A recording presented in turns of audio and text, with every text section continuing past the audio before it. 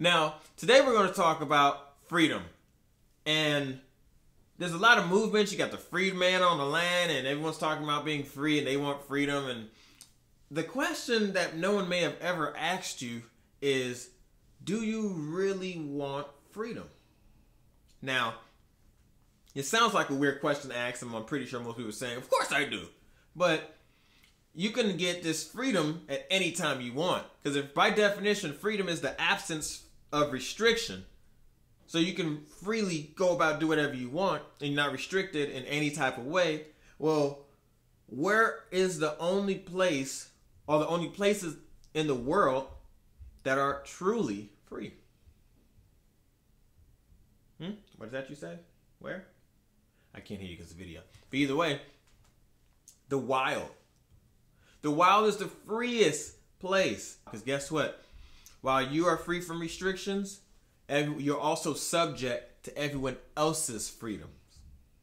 So with that, if they're free to start gangs, to rape, kill, murder, steal, do whatever they want, and you're free to defend yourself, and you're free to sit there and take it, you're free to do whatever you want. So at any point, you can just get up, leave, go do your Bear Grylls, your Wild Man, your Steve Irwin, and just go in the wild. Trust me, no debt collectors will chase you out there. No creditors will chase you out there. Lawyers, nobody. No one's going to chase you out there. You will be completely free. You'll also be subject to the freedoms of everything in your environment. So when we talk about freedoms, the cliche comment comes to mind of be careful what you wish for. Because if you've never had it, how do you know you actually want it? Now, if we really think about it, not trying to turn it into a semantic argument, but if we really think about it, I would say that it's aspects of freedom that most people want. Because by definition, living in a society is a restriction of freedoms. So you cannot be free and be in a society. Or when I say free, I mean total freedom. It cannot happen. No, it can't happen. Even if you're a criminal, it can't happen because you're restricted by the cops. So your movement is restricted. You're restricted by having to do things at night or something like that. Unless you just have a massive army, you can do whatever you want. But even then, National Guard's going to come, and you're not free. In a society, you're not free. It can't happen. It is a paradox. So I would even further go to say it's not freedom that you want. It's more control of your life within a society. Because without society, you don't have your internet, you don't have your free man movement, you don't have FRNs or money or Federal Reserve notes. You don't have all these things. You become unimportant because you're technically restricted by the level of income that can provide you a certain lifestyle you want. So if we look at the general word freedom, it cannot be obtained. Now, there are certain types of freedom. Now, if you're mental, physical, and emotional / spiritual, you have those levels of freedom, but then you also have financial freedom and legal freedom. But then there's this other type of freedom that is hard to define. It's when we start getting into the metaphysical, and I'll just call it for now an elusive freedom. It's something you can never hold on to. You can only have it for a brief moment and it's gone.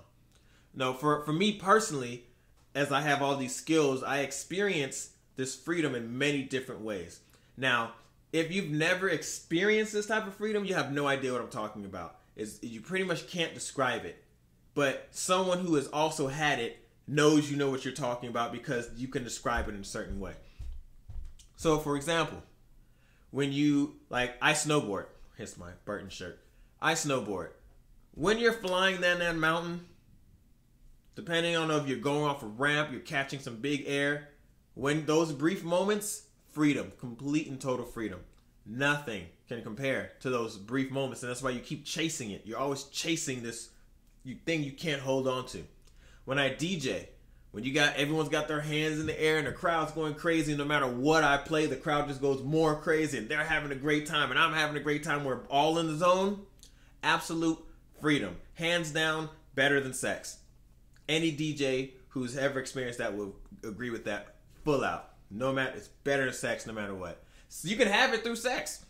But it's not regular sex. It's going to be when it's usually you have to get into a zone. The common theme amongst all these is getting into a zone. You know, when I cook, if I'm really in the zone, I'm free in the kitchen. If when I'm painting, when I airbrush and I'm sitting there, you know, you're so into it, nothing else is happening around you. Or when I dance, especially like whether it's ballroom dancing, when I'm dancing with my partner, we're waltzing around or we're salsing, even though I can hear the music and there are people around me, there's no one around me and I can't hear the music, and the only thing is me and my partner. Or if I'm at the club, the same thing. These are all these elusive freedoms, and you're always chasing them. And usually people who are full of life are always chasing this freedom. They've got a hold of it and they don't want to let go. They just want to keep going. When I rock climb, when you're really in the zone, you're in that moment and you get it. It's just like freedom. Being out in the wild. Some people go out into nature just to get away from everything because that is freedom to them. Those are the elusive. So these are the different aspects of freedom we can achieve. So if you want to be free in that aspect, you can get free like that very quickly. Legally and financially is really what these patriot or sovereign, I'll just categorize it all as sovereign for the sake of brevity right now. These sovereign movements are all about legal and financial freedom because you have complete mental freedom. You're watching this video and you have the ability to do that, and you think that you're in some system and you're out the matrix. You're probably just aware of the matrix and you're not actually outside of it, but that's another story. You have physical freedom. You can up and leave at any time you want unless you're in jail. But even then, if you educate yourself, you can get up and hopefully get out of that jail. There's a whole process on how to do that, and people have successfully done it, but it can be done.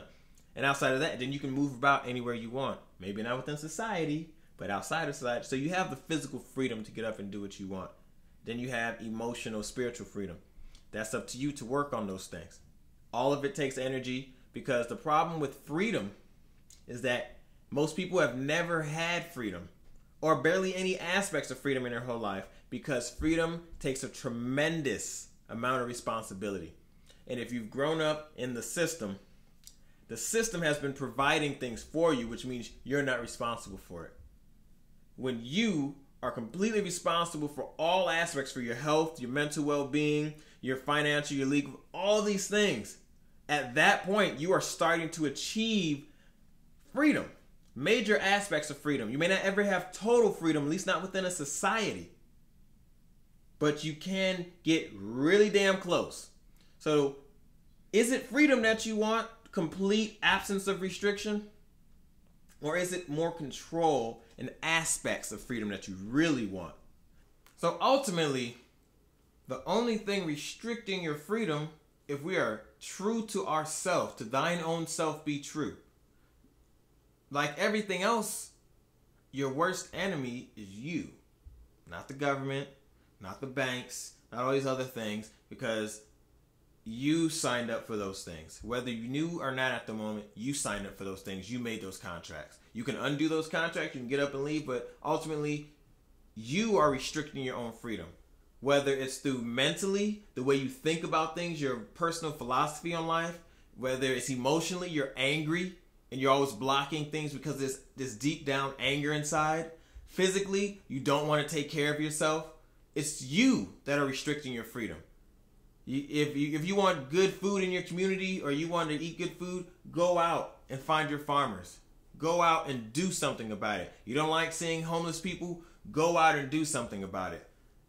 These are things that you feel you're restricted, that you can't do anything about, but you can. So this is more targeted towards the people who are always yelling and complaining about government and we don't need a state and all this other stuff. Well, guess what?